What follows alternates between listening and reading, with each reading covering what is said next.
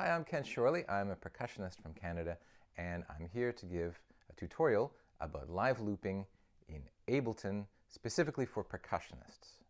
So in this video, I will walk you through my setup, the hardware that I use to do live looping. I will also show you how to set up the Ableton file so that you can use it as a template to make your live looping sessions easy, and also how to MIDI map the foot controller that you're going to need because your hands will be busy. So we've got a foot controller which will be used to trigger your loops on and off. So here's an overview of the hardware setup that I use for live looping. Because we're using Ableton, you need to have a laptop with Ableton Live on it. Also, you need some sort of an audio interface. I'm using a Focusrite 6i6, which is a USB audio interface. I have a microphone plugged into channel 1. I have a pair of headphones, and the headphones are useful because, well, they're useful for me because when I live loop, I want to hear a click track, but I don't want the audience to hear it. So I've got it set up so that there's one channel going out to an external speaker, but the cue out sends the click track just to the headphones. The other main important piece of gear is some sort of a MIDI assignable foot controller. This is the Looptimus, and it has all of these buttons here, which you can map to whatever features in Ableton Live you want, and I'll walk you through that too. As well, these are extras, but I find this is really useful. I'm using a Novation Launchpad, which means that once I've recorded clips, I can access them, I can play with them and remix them. Probably the most important piece for me is this Novation Launch Control XL mixer. This is designed to integrate directly with Ableton. This allows me to select which track I want to record arm. I can also mute certain tracks if I want. I could solo a track. So it's a very useful mixer. And I can also blend the sound of the recorded loops. If one seems too loud, I can just bring it down, and so on. So this is the basic setup. Okay, so the hardware's in place. We have all the bits. Let's go and figure out how to set up a template in Ableton Live specifically for your live looping. I'll show you what I've got. I have 4 audio channels so that I can have 4 different loops going at one time. Maybe I'll mention this now, because if you're used to looping with a pedal board, like a loop station, looping in Ableton works a bit different. One thing you need to understand is the concept of a scene. Ableton, if you look horizontally, that's considered all of the clips in that can play at the same time as one scene. Okay. Within one track, if you look vertically down one track, only one clip that's in that channel or that track will play at any one time. So if you want, for instance, to record the same instrument but have multiple loops, you need to use multiple tracks. Okay. All right, what we need to do, we've got this set up. The sound for each of these 4 channels is coming in from track 1, from channel 1 on my audio interface. So this microphone here is feeding sound to all 4 of those channels. And with this mixer, I can record arm whichever one of those 4 channels I want to loop on. The missing link is something which is called MIDI mapping. This foot controller, this Looptimus, has all these buttons on it, and you can assign any of the buttons to whatever function you want in Ableton. So here's how I like to do it for live looping. Over here in the top right, you click the MIDI button. Now this opens up the MIDI mapping page. This big button, it looks like a big play button, that is the crucial one. That's called a track launch button. So that will launch a clip that is already in that track. It will start playing it. Or if there's an empty slot and you've armed that track to record, press that track launch and it will start to record a clip. So I'm going to map that to this first pedal, which is A. So I just click with the mouse. This is number 2. I'm going to map that to pedal B. And you can see each time I press the pedal, it says, right, I want this thing to happen when this pedal is pressed down. So track 3, I map to pedal D. track 4, like that. Now I like to have two other functions. One is a stop. This tiny little square here is to stop all the clips. It's useful at the end, or if something horrible goes wrong in the middle and you need to stop. You just have a stop button. So the Looptimus has a button labeled stop, so I'm going to use that to stop all clips. These two little arrows, this is a scene up and scene down. This will move you from one scene. If you have a bunch of clips, it's like, okay, I like those, I want to record more. You can move to the next scene. So I'm going to map this button F to scene up, and this button C to scene down. And here's a little graphic that I made, which displays exactly how I've mapped this Looptimus. If your foot controller has different numbers of buttons on it, you can design your own template that works for you. But basically, track launch and scene up and down and stop clips. Those are the ones that I use. Okay, I think we're ready to start looping. So I've got my 4 channels. I've selected 4 instruments for this demo. I have my Rick, made by Cooperman. I have a pair of kashishi. I have a Turkish darbuka.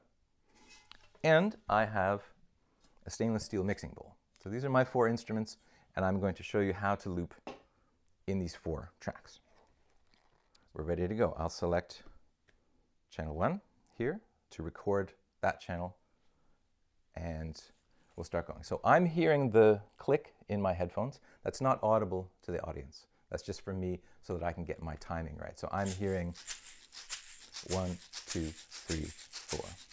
And I like to groove a bit before I start looping just to make sure that I'm in time with the click. Oh, there's one more thing. There's one more thing. That is, if you're used to a foot pedal, like a loop station type of looper, the timing of when you hit the pedal is very precise. You need to hit exactly so that it will start recording and stop recording. Ableton does some of this work for you. It makes it much easier. Ableton's default setting is that it will start a clip every measure, so on the first beat of the measure. So when I activate these buttons, I don't have to do it exactly on the first beat. I just need to do it before. And then it will start the loop recording right on the first beat of the next measure. Okay?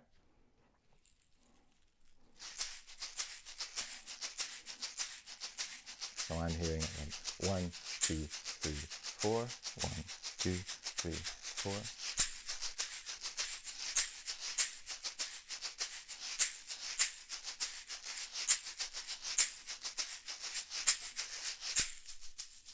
So there's my first loop playing.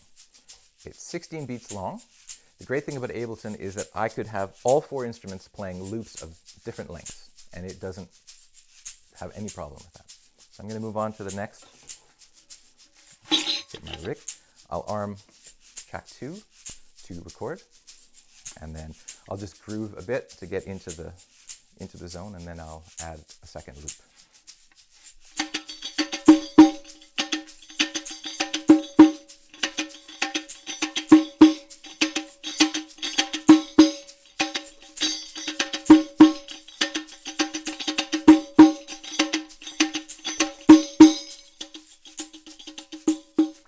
So that loop is only 8 beats long, or 2 measures. And those 2 are playing at the same time quite happily.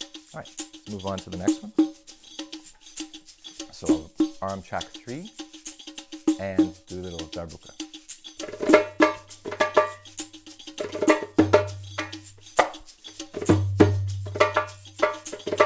I'm not looping yet, I'm just having fun.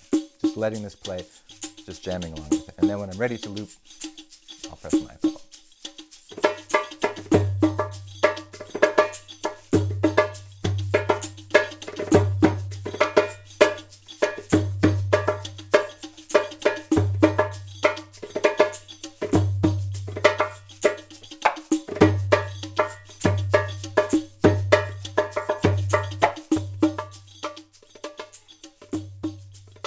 So 1 left, 1 track left. I'll arm that, track 4. Add a little mixing bowl.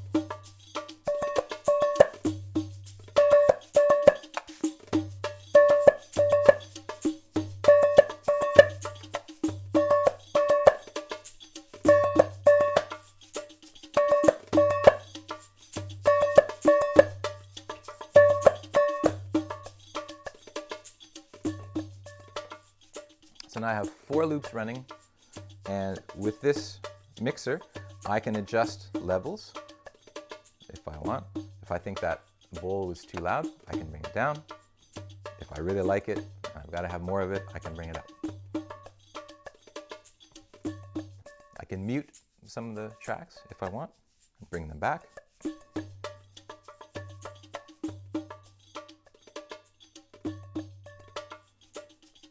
Okay, so now all these clips are playing in what's called scene 1. So I can move down with the pedal to scene 2 and record new things. Now bear in mind, the clip, I've got track 1 arm to record, there's already a clip playing there. If I record something new, it will stop that clip from playing and it will replace it with whatever I want. Okay? So I'll go back to my shakers.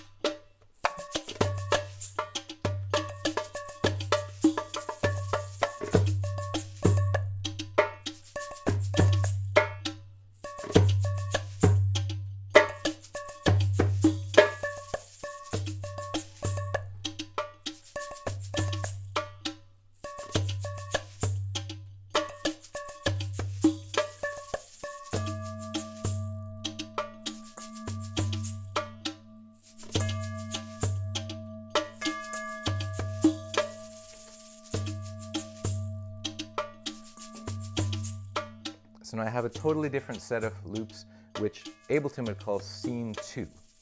If you look at the Launchpad, all those ones that are lit up green, that's scene 2. So I can use the Launchpad if I want to go back to scene 1. If I want to revisit those, or scene 2, or I can mix and match.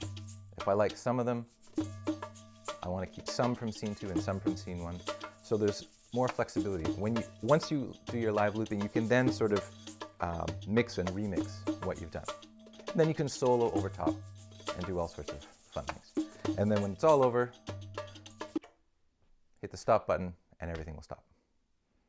So I hope you've enjoyed that little tutorial. And I'm curious to hear what sort of setup works for you for live looping. If you have questions about anything you've seen in this video or about other aspects of live looping with Ableton, as a percussionist or as any instrumentalist, please leave a comment below, and I hope to hear from you. Thanks.